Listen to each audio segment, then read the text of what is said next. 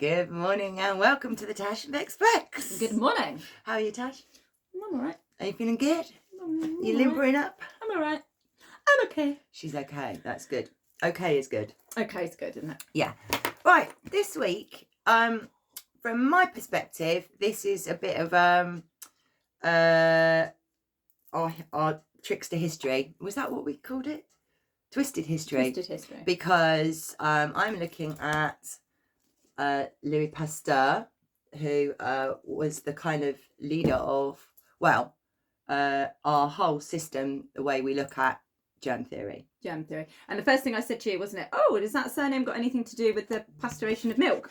Absolutely. And it has, yeah. Yes. So we pasteurize our milk and kill everything in it. Kill all the good bacteria. Kill all the good bacteria because of this gentleman here. Yeah, Pasteur, Louis Pasteur. And so basically our medical outlook is based on this theory. It's based on his theory.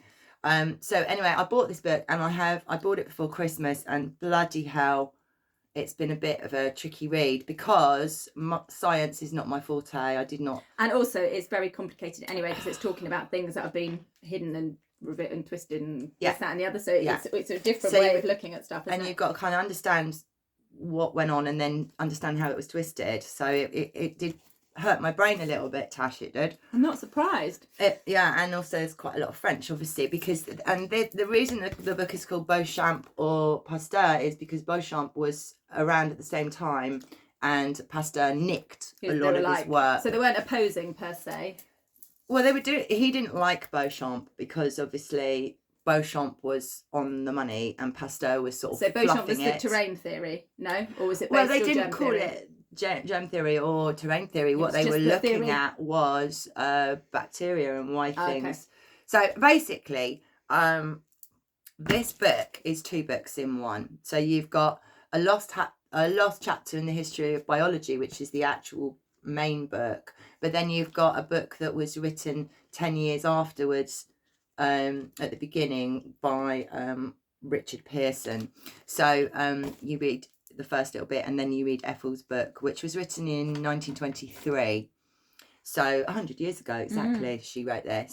So she wrote it in order to show the fraudulent basis on which germ theory rests. It went into a second edition in 1942, which means it was quite well read. To be printed again means it was popular. But as a piece of work, it was, and research, because that's what it was buried and it was completely ignored by the medical profession and overlooked by all medical circles and all circles of academia. So they were pushing biologicals and they didn't like what Ethel said in this book, which was basically kind of the opposite. Yeah. So who was Louis Pasteur? Well, he was seen as the founder and leader in serology. Serology, right? Yeah. Which is the science that deals with the property and reactions of serums, especially blood serums. So if anything to do with the body, he was looking at blood. It looks at the characteristics of disease or organisms shown by the study of blood and the scientific study of medical use of sera generally, so serum therapies and in relation to immunity. But I just want to flip over here a bit, talk a bit more about who he was. Who was he? Who was he? Yeah. Well, he did study chemistry, but he was marked by his professors as being mediocre. He actually excelled in the arts. Okay. So he was very good at the creative side of things, but he wasn't at all a scientist. No, he wasn't like an A-star student. He wasn't smashing it in chemistry and biology at all. He was mediocre. But what he did have was the benefit of the emperor's blessing. Okay, so instantly we're talking about elite. Yes. The elite circle of his day. Is he a character? Yeah. Is he a deep state player? Yeah. He wrote a book. Oh no, sorry. He received a book as a grand prize. It was the Medal of the Exhibition of 1867, and this book it was given to him by Napoleon III. So he was basically hanging around with royalty, hanging around with, so he was a Mason, probably. Absolutely. He would have been a player. Or if he was even real, so he could be like another character, like they did with Einstein and all that sort of stuff. But he was certainly connected to the elite of his day. Yeah. Also... Without the credentials. Without the credentials, exactly. On a parallel with characters like Fauci and Gates. Today. Yeah, unqualified, put in position, and then I put part of the Matrix because they're just playing. Part of the script. Yeah. I mean, it wouldn't have been natural if he'd have been doing anything. He should have gone into the arts. Yeah. According to his college, past, his education. Yeah. So, also other things that are a bit fishy. He was admitted to the French Academy. Now, the French academies, the academies in that time, 1800s, they were like the the bodies of academia and cutting edge science and art. They had academies for art as well. Like the elite again, wasn't it? It was like a scholarship type thing. Well, that period was called the Enlightenment period in history, and that was when man kind of put it all together and worked out all this amazing sciencey stuff. So he was admitted to the French Academy. It's very difficult to get into these academies, but he was nominated and supported to get in by someone called Biot, and the mineral section of the academy, nothing to do with germ theory, and he was working Pasteur at the time was working in crystallography badly, right, okay. Which so is the mineral side mineral, and again nothing to do with what happened but in 1863 he met the emperor. So he was in the academy 1 year, next year met the emperor. So right, so he was like picked out or chosen or whatever. Yeah, and from that point then he starts to look at the origin of germ theory. But what he actually did was he went back to a guy called Geronimo Fracastorio, Italian guy. Italiano. Yeah, he was born in 1483, died in 1553. So 300 years before Pasteur was around. And what he did, this guy was an Italian poet and physician. And there was another guy called Plenses, who was Viennese, and he was a physician. And again, what he did over 300 years later was just represent these people's work. Now, these guys, Geronimo and Plenses, such a good name, Geronimo, they had no microscopes. No. So they were just observing, this was their observations. But what Pasteur did was he just reworked it and didn't give any credit. So he nicked someone else's. Really. Yeah, he nicked someone else's work. And like reinvented it. Reignited it, if you like. Reignited it, exactly. And it was quite a common theory before Pasteur nicked it. And it's interesting to know that Florence Nightingale published her thoughts on germ theory in 1860. 17 years before Pasteur took it and pushed it, and she said of infection, I mean, I think it's a really interesting quote because she knew, she was on the front line, she was with the soldiers, and she watched it happen again and again and again. So she said of infection, diseases are not individuals arranged in classes like cats and dogs, but conditions growing out of one another.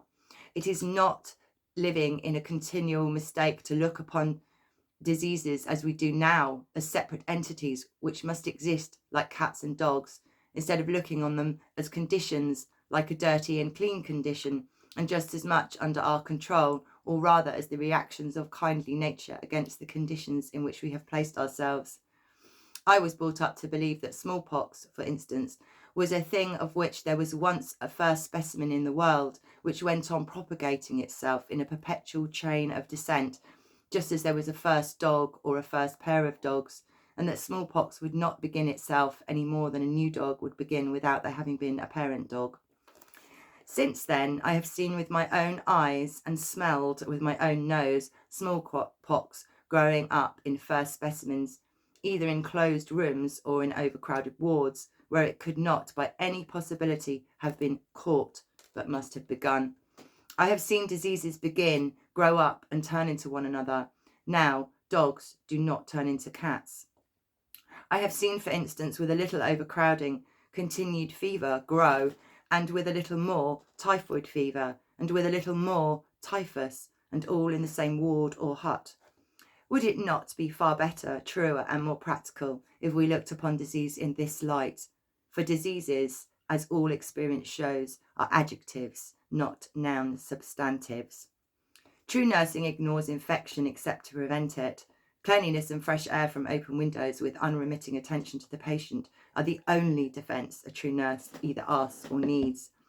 Wise and humane management of the patient is the best safeguard against infection. The greater part of nursing consists of preserving cleanliness.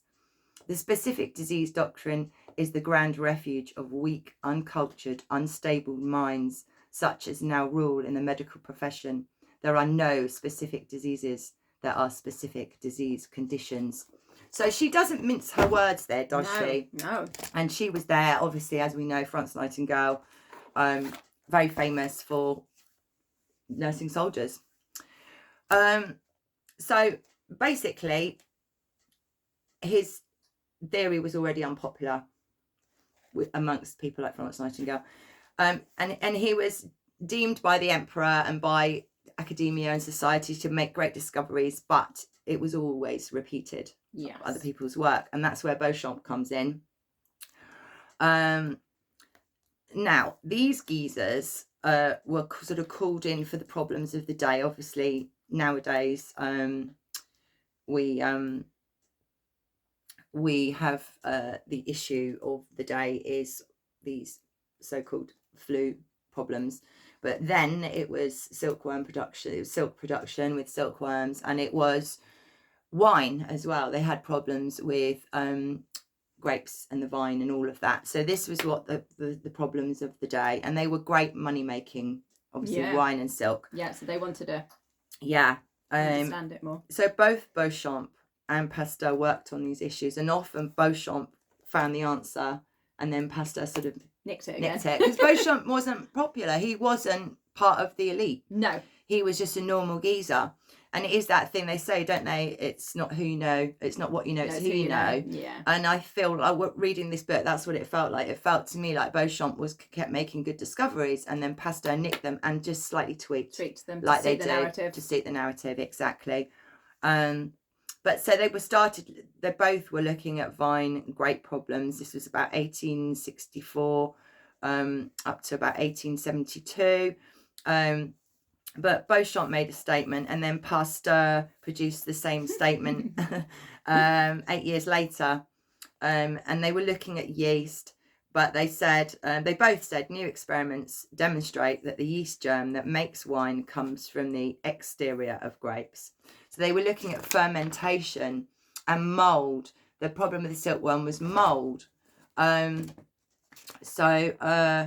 They were looking at molds, fermentation, air contact, and adding chemicals to alter fermentation. And by about 1857, Bechamp had a good understanding of all that. They were... I wanted to say a little bit more about Bechamp. So who was he? He was very well qualified. Unlike Pasteur, he excelled with all of the sciences. He was a professor at the School of Pharmacy, the Faculty of Science at Strasbourg. He was a professor of medical chemistry and pharmacy at the University of Montpellier, and he was a member of many scientific societies. He was Chevalier of the Legion of Honor. He studied fermentation from 1854. Oh, let's have a number. At Strasbourg. Yeah, sorry, my pen exploded. Yeah, I have a hairy fanny pen exploded at that moment. You're definitely explaining yourself well today, aren't you? I am. I have no tits cup as well. And she has a hairy fanny. Yeah. And he started a load of experiments on cane sugar, but before that, in 1952, he helped the dye industry.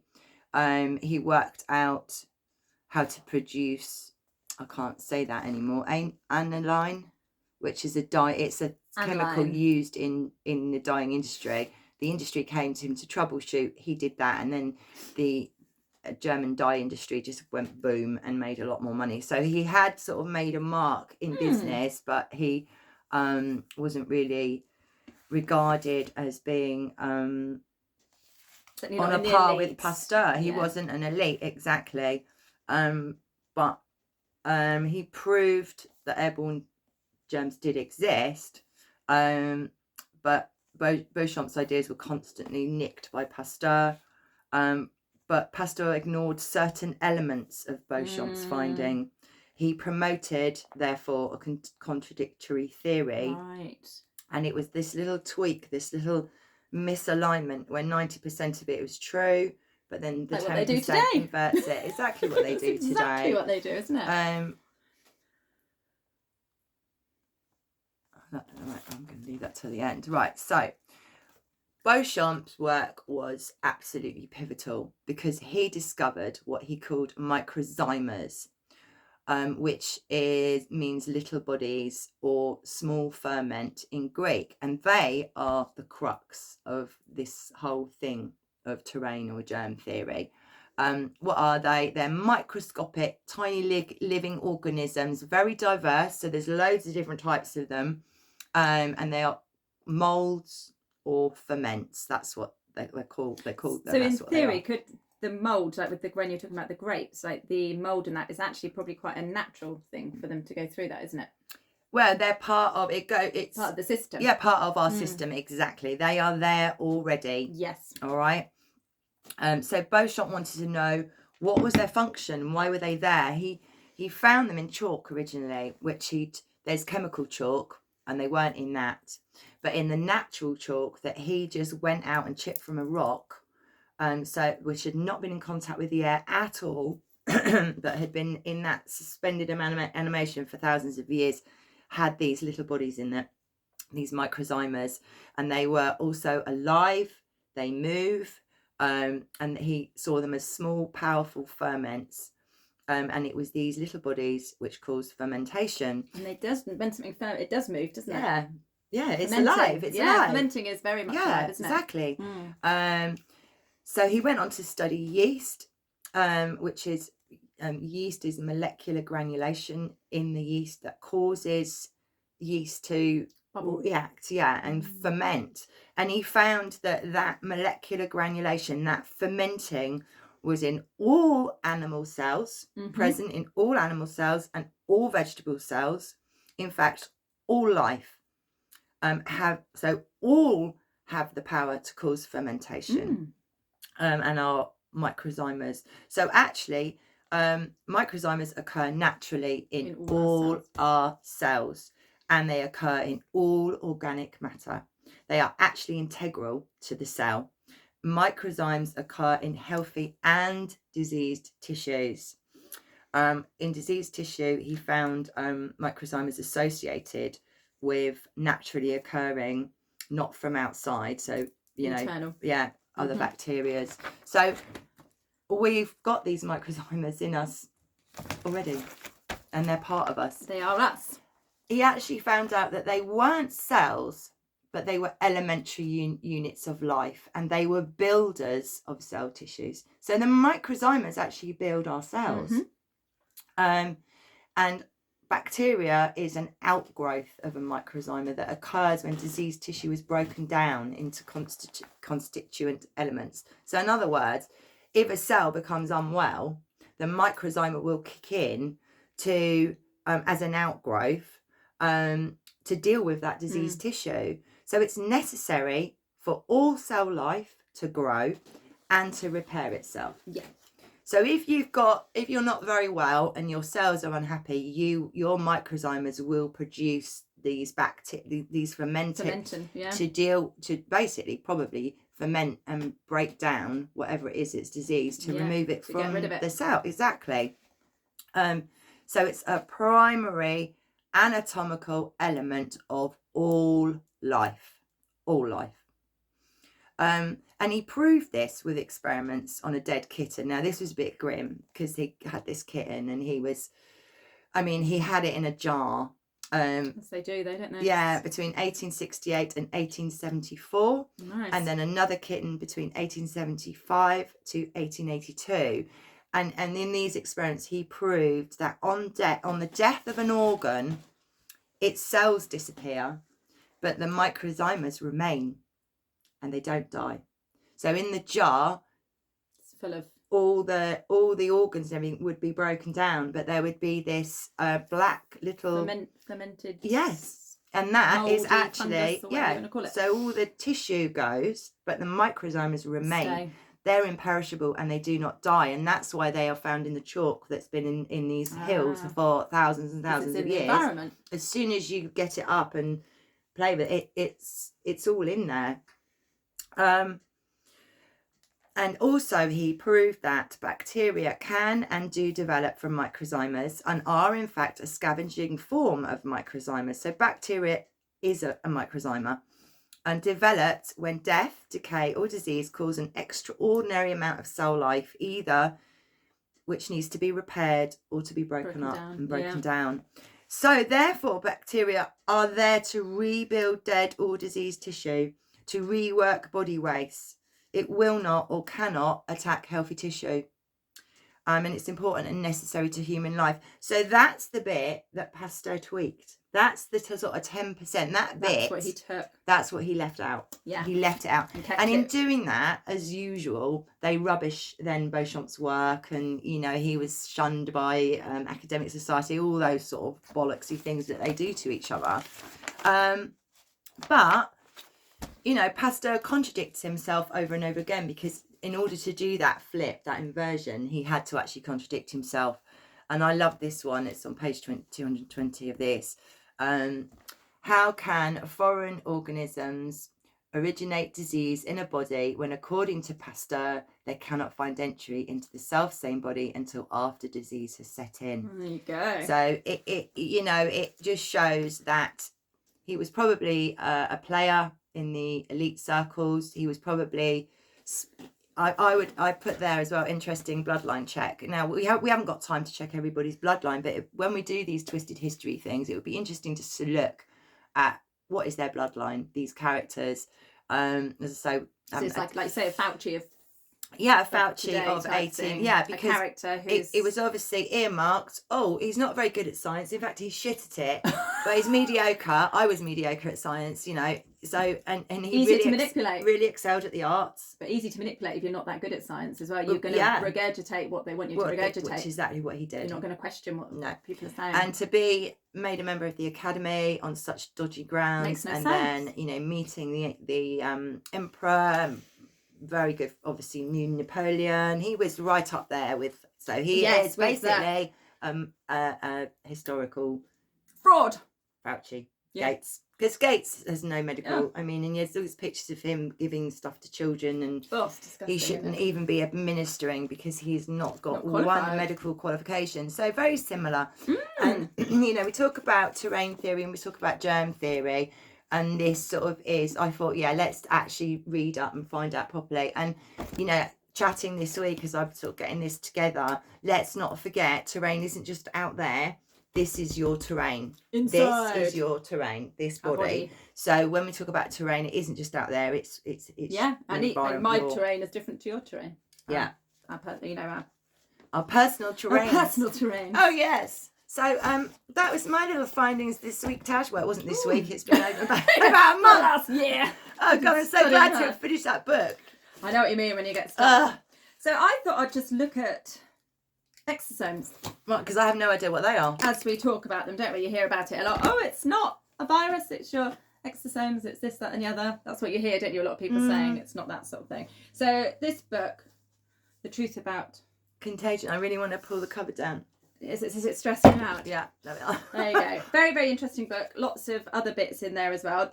Quite interesting though that they do push the heliocentric theory. Oh, do they? And a lot of their which I just because the shape of the planet's got everything to do with contagion. It's the kind of like when they start going into electromagnetic and the speed of the universe and the travelling, it's actually all in there. Okay. And there's another really good book called The Rainbow of Life about electromagnetic stuff, which is fascinating, which I love, which we're going to talk about. We're going to do a separate podcast for that because it's so interesting. But again, they really go in on the whole, they go on about the axis and the 666, this thing that was spinning, and all of that's in there. So it's quite interesting that these books, again, are out there. Are they, again, still not concealing all of the truth? Well, I don't know. I guess there's probably, again, like 90% is bang on, and then you got that 10%. So before someone says, Thomas Cowan's a shill. He may well be. Yeah. I'm not saying otherwise, but it's interesting. And also, what we talk about now we don't 100% believe in it. We're just picking. You know what people get like, oh, this, that, and the other. We're just picking things apart. Well, and what we like to do is share. We are sharing the things that we're discovering and learning. Exactly. It doesn't mean that any of it. Gospel. No, none of it's conclusive. It's just where we're at this time. Where we're at. Yeah. So, and interestingly, it's worth us sort of saying both of us have got disabled children. Mm-hmm. One in vitro when you were pregnant, in utero, sorry, and or during childbirth, yeah. And my son has got a physical disability, but also, which is interesting because what we're talking about, had an incomplete immune system or a dysfunctional immune system. He was immunoglobulin deficient. And that's always been quite hard to get my head around because he was a sick child. He was sick every 2 weeks. He spent probably 2 years in bed doing nothing because he had tonsillitis, chest infections. He's been poorly. Infection after infection, after infection, just horrible and really nasty chest infections. Sick, constantly got fevers. So his body was obviously very angry about something. But like we said, he got measles actually at 6 weeks. Before he'd even had his MMR. And where we were living at the time, it was when everyone stopped doing the MMR because there were danger things. Oh yeah, they wanted. So he got measles then, and he was very, very sick. And then they basically did some tests later on down the line, and they accused me of not giving him any of his injections. And I was like, well, I have. They did all these tests, and they said, well, there's no immune response, and this, that, and the other. So I was just kind of curious about the tests, and they said the T cells haven't done a replica thing, so it means he can get things again and again. And he did get whooping cough, he did get measles again, he got scarlet fever, so he got all the childhood diseases that he should have been immunised from. Against, yeah. So that makes it a bit more difficult, doesn't it, for us to kind of like, you think, oh God, so he's catching something. But then we thought he could be vaccine damaged very early on, so therefore if he had in his body, an incomplete immune system and then was given the things after having measles as well, exactly, so still giving him a measles, you sort of think about that overload on his immune system that wasn't complete, and he's a tiny baby. I just wonder whether that then just set him on a certain path. But then the other thing which I've picked out here is, if you believe in terrain theory, you can't believe in the way the immune system works either, because that's all 100% connected to germ theory. Yes. So it just like blows your mind. But that's why we say, well, this is not conclusive. Yeah, it's we can't be conclusive because we haven't got all the pieces. They don't fit together properly. They don't fit together, and it's been sort of deceived. So is the immune system another mystery construct that they've created? To then explain this. Yeah, okay, with you, Tash. So this is why I find it so hard to get my head around. So interesting. Anyway, exosomes. So basically, Western medicine really is the only medicine that solely focuses on being contagious and being able to catch things. You know, obviously the Indian and that they have caught up to our way of thinking now through our influence, but their traditional would have been very, very different. Yeah. So the bacteria are the clean-up crew of the site of disease, digesting dead and diseased tissue, which is pretty much what the microsomes. He just used a different terminology. Yeah. So a bit like you have a dead dog, and then the maggots do the cleaning, eating the dead tissue, but you wouldn't say the maggots had killed the dog. No. Which is very similar to what you're saying, isn't it? So you know the maggots came because the dog was dead. Yes. Yeah. Not the other way around.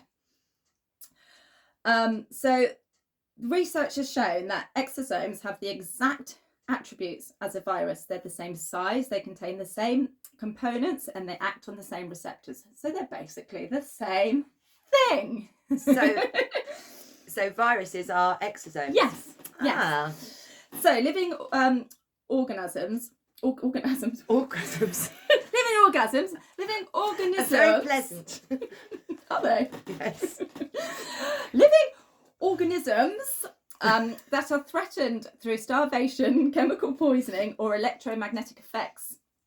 The cells and tissues then have a mechanism for packaging and propagating. Just turn the page. To basically, I can't read my writing.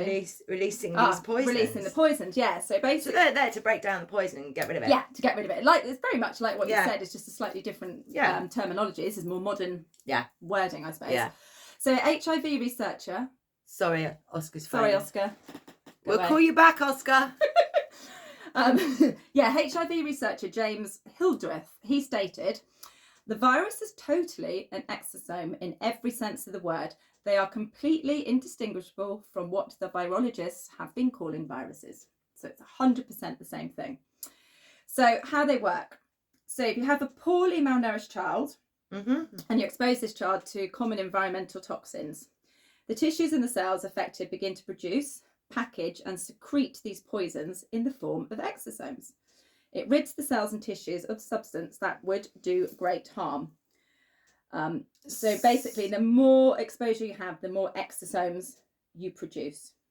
So research states, if these cells are somehow stopped from producing and excreting the exosomes, the cells and tissues or the whole organism will have a worse outcome, basically. So the production, my writing is so terrible, and excretion. Oh, excretion. So the production and excretion of exosomes is a crucial detoxification function of all cells and tissues. So my next question is, for example, when I have a bit of a cold and my nose is running, that's exosomes. Yes. And they've parcelled up all the bollocks and they're pushing it out my nose. And the bollocks come out your nose. And when you cough, it's getting your body getting rid of it. The sweating, the fevers. Yeah, okay. Yeah, all of it is basically all that. Yeah. So it also acts as a kind of a key, if you like, that circulates the blood and the lymph of the organisms until they find a distant cell with a lock to which the key can fit. So they also are like, how can we call it, like a messenger warning other cells and tissue that there is danger afoot.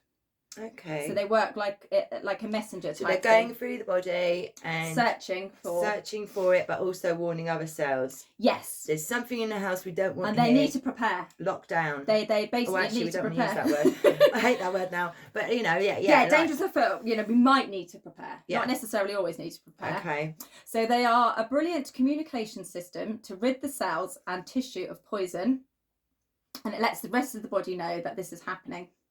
So far from acting as a source of illness, they are an integral part of our detoxification system.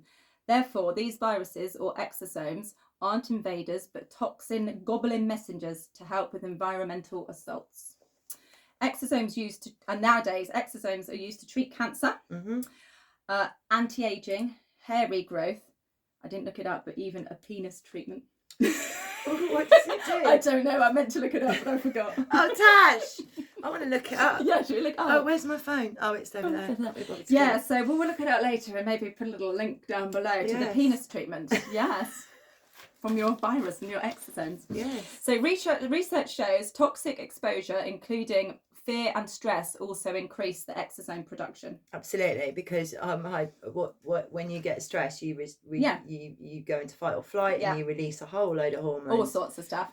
So clear experimental evidence that exosomes made by one organism can be picked up by other organisms, same or different species, can cause protective reactions in the new organisms. So that kind of explains maybe why they say it jumps from person to person. That's sort of like so it can be picked up by other organisms, the same or different species, and cause protective reactions in the new organism. So that's kind of like how they explain jumping from one thing, like monkeypox, to another. Here you go. What I did is there's an experiment in here which I shall read out because it's easier to. It was about that page. There's a star there. There is, but I don't know if it's not. It's not the one. There. I know, but I think. Oh, is that one? That might be just one quote. So I'm not very prepared, am I? You're naughty, Tash. I'm very naughty. Very naughty woman. Maybe it was that one. Can you blurble for a little bit? Blurble? Oh my God. No, it's fine. Sorry, excuse my inadequacy. I'm thinking about the exosome penis treatment. Yeah, so am I. My mind is boggling. So, related to that little statement that I made ages ago. So, there is now clear experimental evidence that exosomes made of one organism, I've just said that. Yeah. I'll ignore that bit. So, one study showed that if mice are exposed to the liver toxin known as, that's paracetamol, the liver cells increase their production of protective exosomes.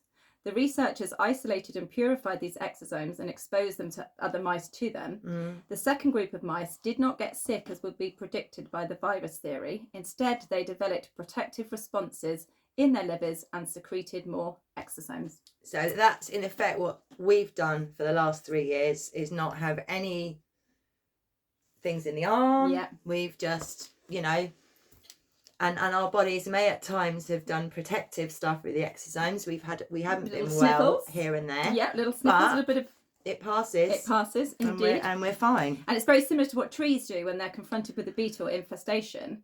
So the originally infected tree produces chemicals that help the tree survive. Yeah. And then the same chemicals are secreted with the help of the fungus and that in the soil through the root system of the tree. And then these chemicals can serve as messengers to the surrounding trees, telling them that the beetles have taken hold and that the protective measures may be needed. If the beetles go away, then these measures are not taken. If the beetles show up, the surrounding trees also produce the same protective response. Okay, so just going back to what you were saying about the immune system, is there such a thing? What we've actually got is an exosome system of protection. Yeah. Which works like that. Yes, which works like, yeah. Yeah. So if we're looking at, sorry, I'm interrupting you, but if we're looking at the traditional way that they present the immune system, and that therefore you have to have these things to boost it, then just a completely different, takes it down a completely different path. road, yeah. Okay. Right. So the next little bit I found. You've crossed out words there. I know, because. Whoa! She's editing a published book. Is this the resume? Sorry, I haven't been sleeping very much. No, you haven't been well this week. I've been feeling. You've had a bit of a shit one, haven't you? I've been feeling my age. I think I'm having severe menopause. What, 17, Tash? I think dreadful, absolutely dreadful. So the one thing what we're talking about is when we were talking about things getting picked up by people, like so if you catching something, measles. So if somebody gets measles, people can definitely catch it, and then Absolutely. People who have been vaccinated against it seem to not catch it. Mm-hmm. So that's where my head gets a little bit like confused. How is that working then? Yeah, it does get a bit confused. Yeah. So I'm going to read this because it's another experiment. So after starvation and toxicity are accounted for, we can admit that some disease can be spread by a kind of energetic resonance, as predicted by a careful and accurate study of the nature of physical stuff carried out by Luc Montagnier. Here's how the experiment goes.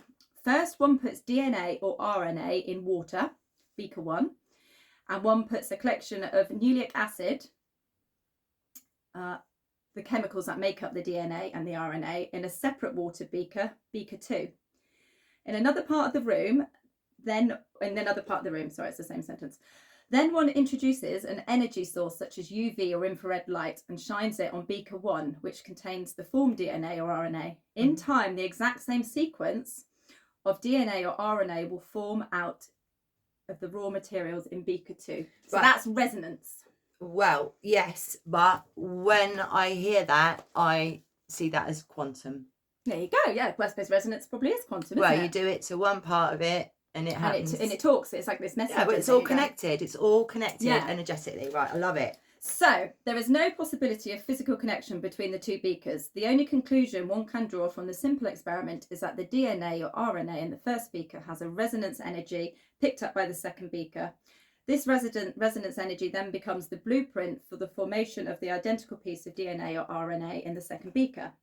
This revolutionary experiment is clear and simple and repeatable.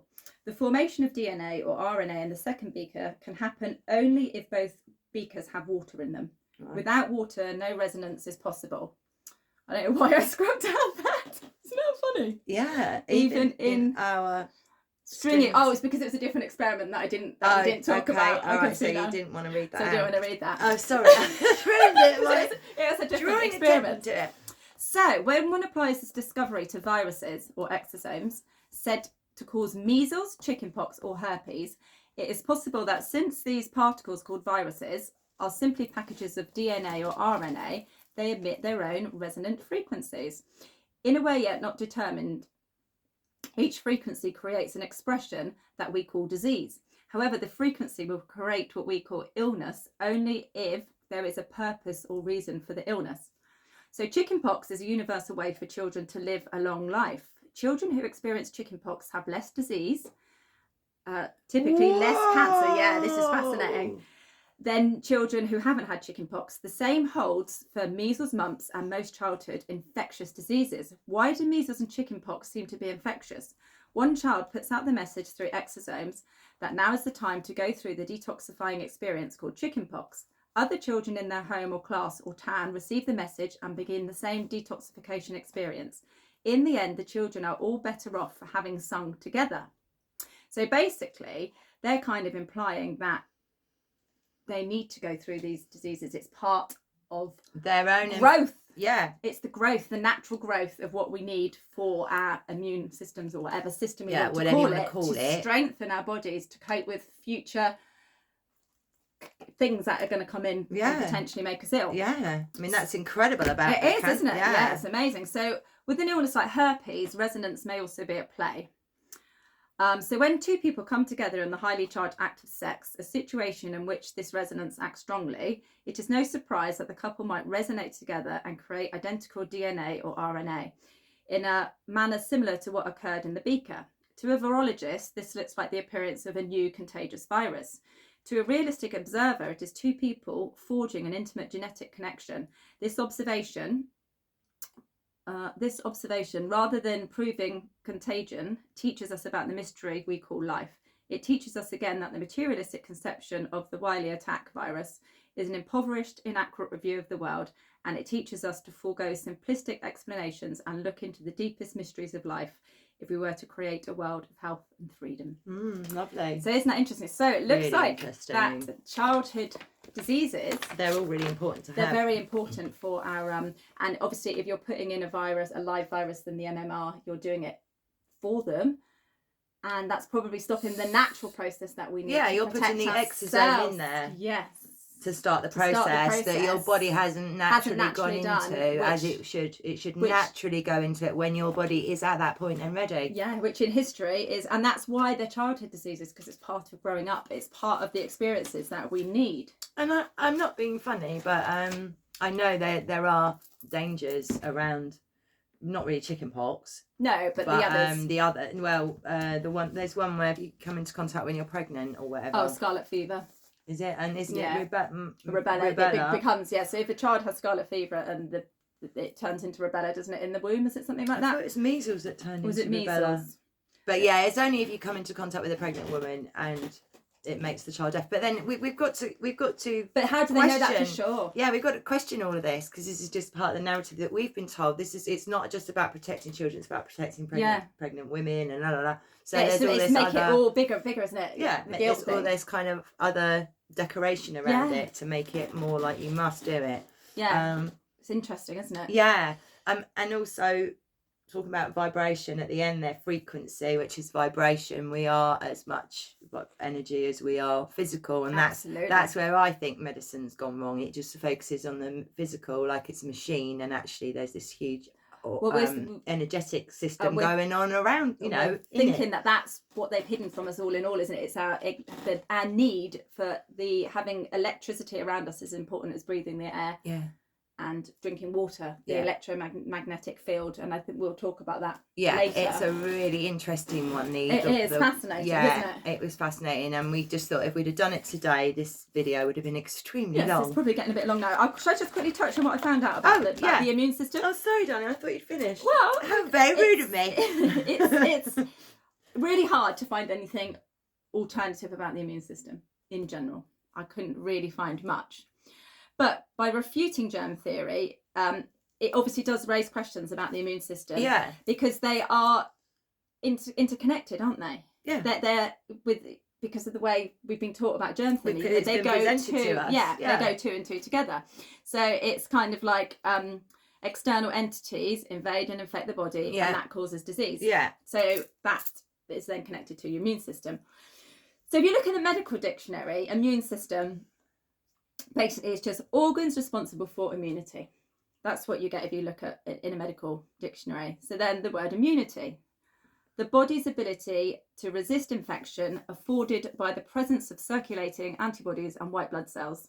which is basically, your immune system, your antibodies. So then look at the word antibodies, a special kind of blood protein that is synthesized in lymphoid tissue in response to the presence of a particular antigen and circulates in the plasma to attack the antigen and render it harmless. So an antigen is any substance that may be specifically bound by an antibody molecule.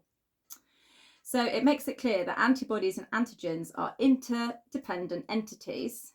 However, the definitions do not explain any of that process. No, they're just linking it together. But there's no kind of there's no scientific there's no science underneath it. No. It's just a definition of it's word. Antibodies response antigen, antibodies attack antigens, yeah, and that includes pathogens as well. So it's just that's it. That's all it just says. Antibodies, you have a response, and then you produce the antigen, and then the antibodies attack by the antigens. That's it. It doesn't really get any. So there's absolutely nothing when you researched into the immune system. There's actually nothing explained. Nothing particularly, no, and it just suggests that the human body is a permanent battleground of antibodies, pathogens, and antigens. That's all it says, that we're constantly going and everything's in the bodies having a massive fight. But antibodies aren't living organisms anyway, they're proteins. So that in itself is kind of quite bizarre, isn't it? So most microorganisms they're claimed to be pathogens, but they're actually, I've never said that word, endogenous, which basically means they're produced within or they originate from you internally, from you, yeah. So therefore they're normal components of microbiota, which is that similar word to what you were using, isn't it? I think they're all the same thing that we're describing, aren't they? So therefore, why would the body seek to attack its normal inhabitants, which are part of itself? Absolutely. So it's mad. So all I found out about it, so in 2011 there was an article published on a Stanford website of medicine by a Dr. Gerson Fathom, MD, so a medical doctor of immunology, basically. Yeah. So he states that he regards the immune system as nothing more than a black box in the context that there isn't a lot of knowledge about the internal workings. He also stated that if a patient asks him about the state of their immune system, he responds with, "I would have no idea how to answer that. And I'm an immunologist. None of us can answer that right now. We're still doing the same tests I did when I was a medical student in the late 1960s. So they haven't gone any further with, they've not made any progress with that particular theory. Part of the body. It's a theory as well. And then in the same thing, Dr. Mark Davis, he's an immunologist and he does transplants and infection control. Yeah.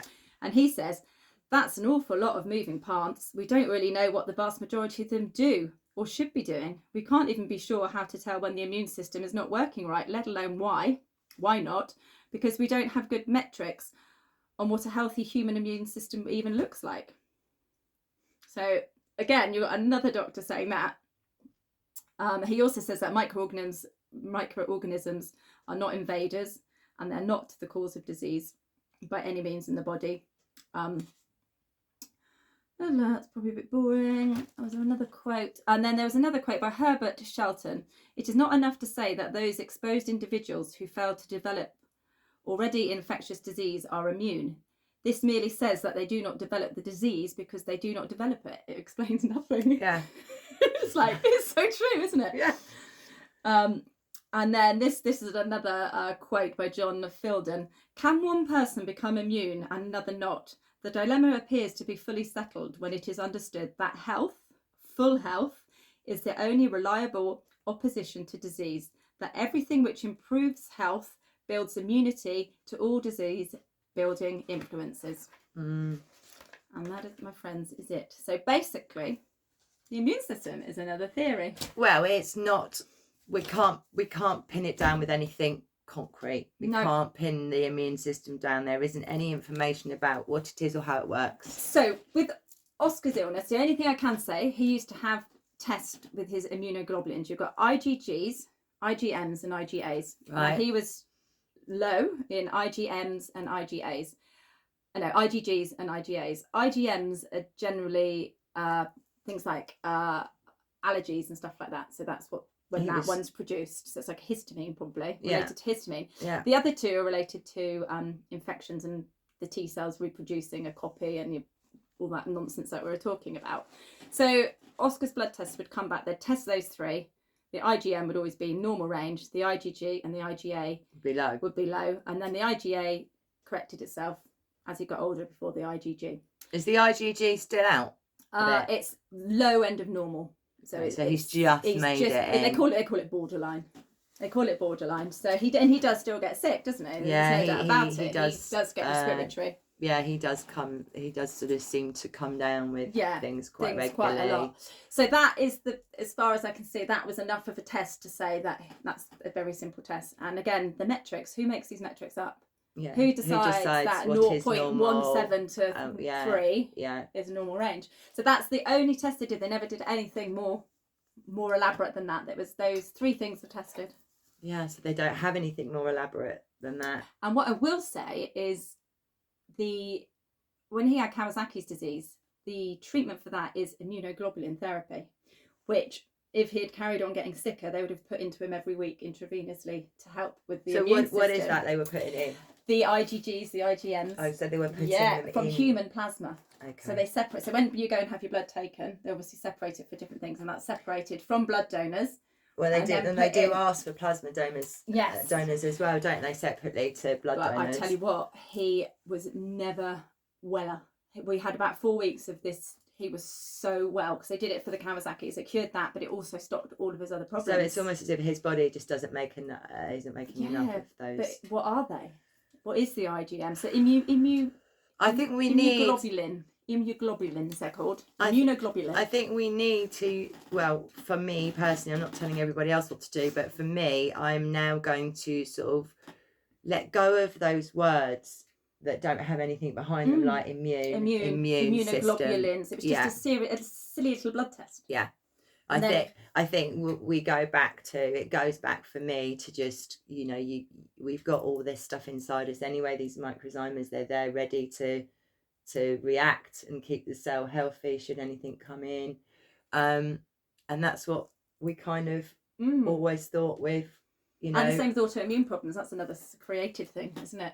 If you're going to go away from germ theory again and go and look at the immune system and everything, that's another, your body can't really attack itself because it just can't. It just wouldn't. It makes no sense. That again is another outside influence that's causing it. My personal opinion is a lot of those are from these or the electromagnetic field. Yeah, because my God, the electric stuff's going to be fascinating. Oh my God, is that the next one? Do you think maybe we should? If we can finish the research for next week. Yes. Yeah. Finish the research because you can do more wooey stuff and I'll do the more. Shall I go woo? Stuff. Yeah, right. I think you should. I'll go woo.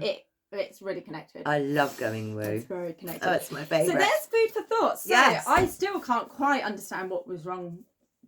What's been wrong with Oscar. It's interesting that to have Oscar in your life though, because you have a living example of a medical situation that does not fit into any of these theories. Neither of them, yeah. So that means they're theories, and that we have a case right in your life, your son, that proves that none of this actually fits. But he's very sick. Scenario. And they proved with a blood test that it was an immune system making him very sick.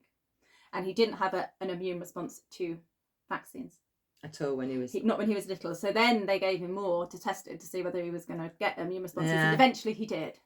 But then how did they test it? It's just I know, so and weird. that's why I say to you, I think he's vaccine damage. Yeah, because he was such a young, so young when he was ill immediately. So he was so young. Measles is very. If you've seen children with measles, the respiratory, I didn't know it was so badly. Respiratory, it was hideous. Yeah, it was absolutely hideous. He's sort of a really good case study actually to try and unpick what the bloody hell. But I mean, he's fit and healthy, as in he's what he puts into his body. Yeah.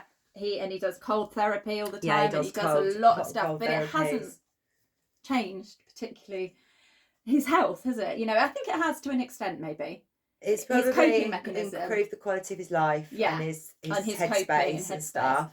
But he still has to tackle the... You think the damage is this, don't you? Yeah. So you think that's changed. And once that's changed... But that's just my No, I think you're probably right. And obviously that changes you structurally within. So it's not so easy to get out. Yeah. And energetically. How do you get that? Well, he's done heavy metal detoxes and stuff, hasn't he? But I suppose if it's changed the immune... Whatever the fuck that is. If it's changed the system that's used to protect right us. from the word go, then you've got quite a long... Is it damaged? I don't know, because I don't believe in incurable, you see. I always say incurable means curable from within. But where does that stand with Joel with cerebral palsy? Well, exactly. But although but they told me he would never walk. Yeah. He walks. Yeah. And but they say that to everyone, don't they, with cerebral palsy? Yeah, they're pretty mean about it. But I mean, when he was 9, the consultant in Bristol, we were at an appointment, and his legs, they used to go in and they'd rotated out, and the doctor said, "These legs are fixing themselves." I was like, they are, aren't they? So he surpassed everything that they, and I believe, had I just left him, he'd be worse off. I did loads of unorthodox and orthodox. I did a combination of both. So he had healing, and he had, what they would laugh at in the medical position, and he had a bit of the medical, but I picked and chose. Picked what you needed. Yeah. But then I think I got the best out of his mobility. Definitely. And I suppose you did it at the right age, because obviously with contractures, once you're an adult, you can't change it, because you can't lengthen. When I read a book called The Brain That Changes Itself when I got his diagnosis, which is all about brain plasticity, and I just thought, right, and I change the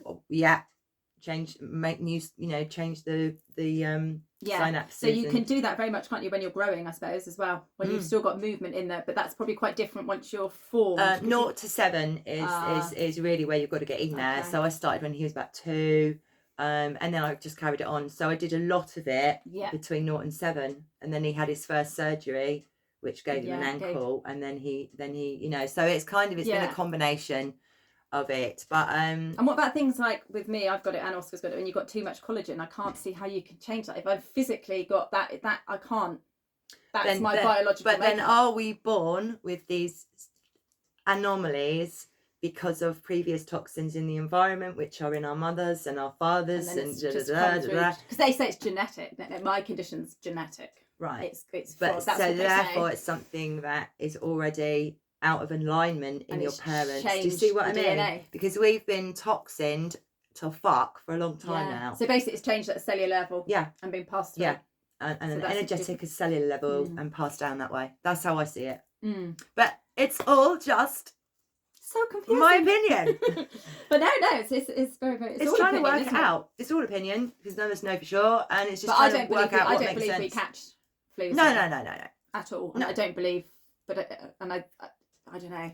I don't believe that either. No, I'm sure of that. I'm sure of that, but I don't have the answers to the more complex illnesses and diseases. And we're not, as I realised when I was reading this book, we're not biologists, Tash, and we're certainly not chemists.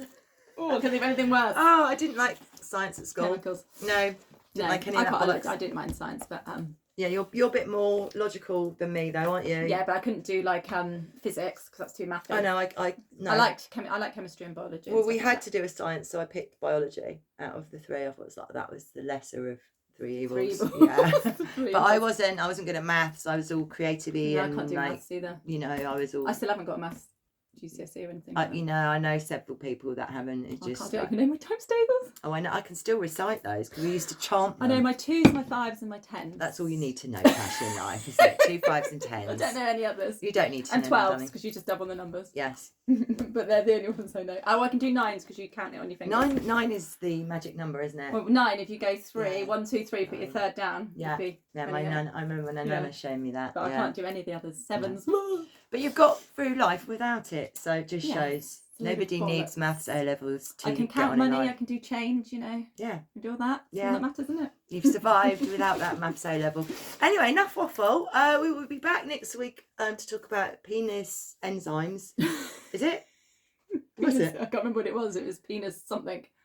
I don't remember what it was. But them, anyway. We're going to find out all about them. And hopefully, if we finish the research, and actually, no, we've got an interview probably going out next week, haven't we? Oh, yeah. Well, then we could put that on Sunday. Could you? Something for the weekend. Something. And that depends on whether we're able to put things up, because it still takes a long time sometimes to get our work up. And I'm really sorry that this video is nearly an hour long. Yeah. If we bored you, I do apologise. Watch it in 2 hours if you can't handle it. Too late. They've got to the end. Yeah. Oh yeah. Well done for doing that. There's my little thumbs up, and we'll see you next week. Bye. Bye.